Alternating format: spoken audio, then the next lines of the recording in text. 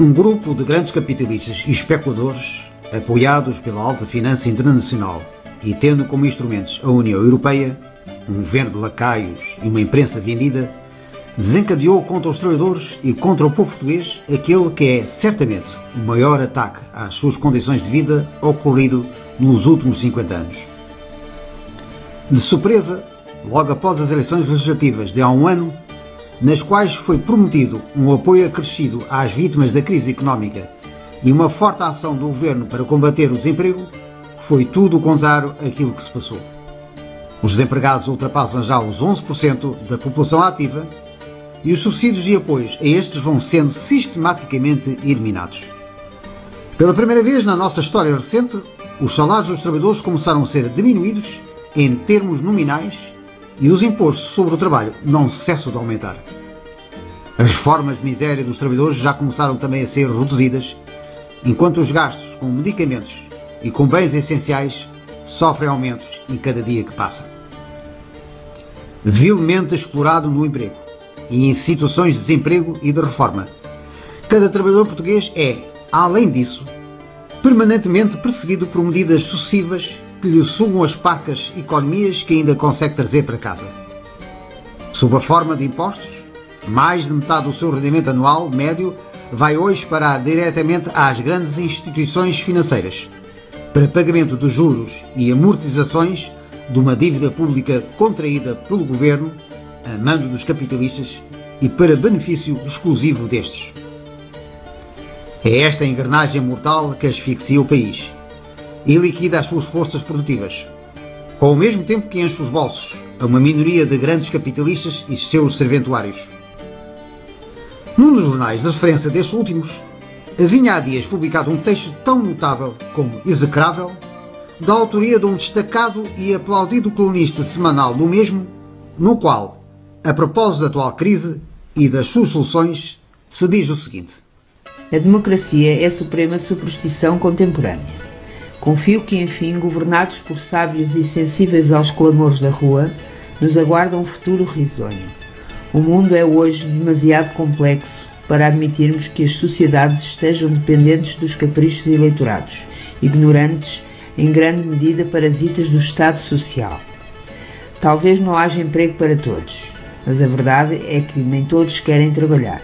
Talvez alguns se escandalizem com as desigualdades económicas, mas é preciso premiar o mérito. Os que estão a mais, tarde ou cedo serão forçados a aceitar que, como lapidarmente proclamou o reverendo Malthus, não há lugar para eles no banquete da natureza. J. Pinto e Castro, Jornal de Negócios, 20 de outubro de 2010. É este, nu e cru, o pensamento da classe parasitária que governa o país. Para esta, a democracia é um verbo de encher para enganar o eleitorado ignorante. O futuro é risonho para os exploradores e privilegiados. Os que estão desempregados são os que não querem trabalhar. Os ricos e os pobres têm aquilo que merecem. E como defendia Malthus há 200 anos, a população excedentária há que liquidá-la, devendo as primeiras vítimas ser escolhidas naturalmente dentre os mais vulneráveis, os velhos e as crianças. Não há lugar para eles no banquete da natureza. É este, sem tirar nem pôr, o real significado das medidas de austeridade decretadas pelo governo contra a população trabalhadora em Portugal. No próximo dia 24 de novembro ocorrerá um importante confronto entre a classe capitalista, representada pelos sábios insensíveis, e as classes trabalhadoras, os protagonistas do clamor da rua. A preocupação central de cada trabalhador nesta hora dramática e decisiva para o seu futuro e da sua classe tem de ser a de preparar meticulosamente a greve geral nacional, convocada pelas centrais sindicais e pelos sindicatos representativos dos trabalhadores.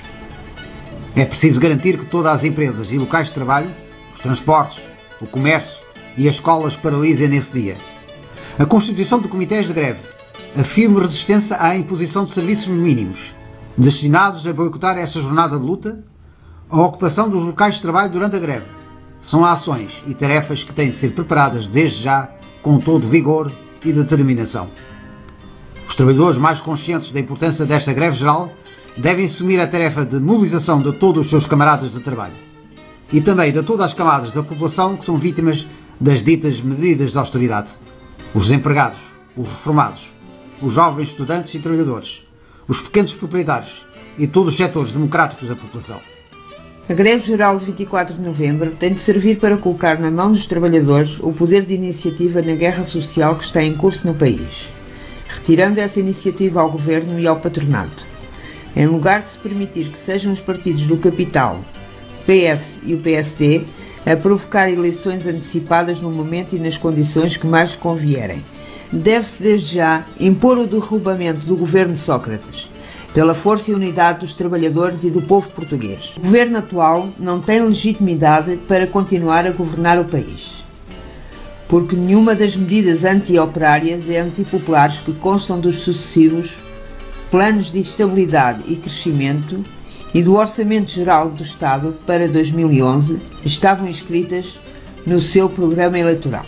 Também o Parlamento perdeu a sua legitimidade no momento em que aprovou aquelas medidas, devendo por isso ser imediatamente dissolvido.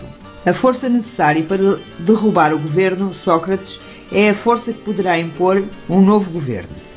Um governo democrático que sirva ao trabalho e não ao capital, que adote um plano efetivo de desenvolvimento económico e de apoio a todos os setores produtivos, que elimine o desemprego, que redistribua o rendimento e que reponha o direito à saúde, à educação e à segurança social. Num tal governo devem poder participar partidos, personalidades e setores democráticos que não estejam comprometidos com o desastre a que chegou o país e que representem o eleitorado popular. Os trabalhadores portugueses não estão sozinhos na presente emergência. A nível europeu travam-se neste momento grandes combates com a mesma natureza, na Grécia, em França e em muitos outros países. É importante que estas frentes de luta se unam numa só, contra as políticas emanadas da União Europeia e por uma alternativa global às mesmas. Para isso, é importante que todos os trabalhadores em cada país ergam bem alto a bandeira da luta, da unidade e da vitória. Em frente com a greve geral nacional, no dia 24 de novembro, vamos parar o país.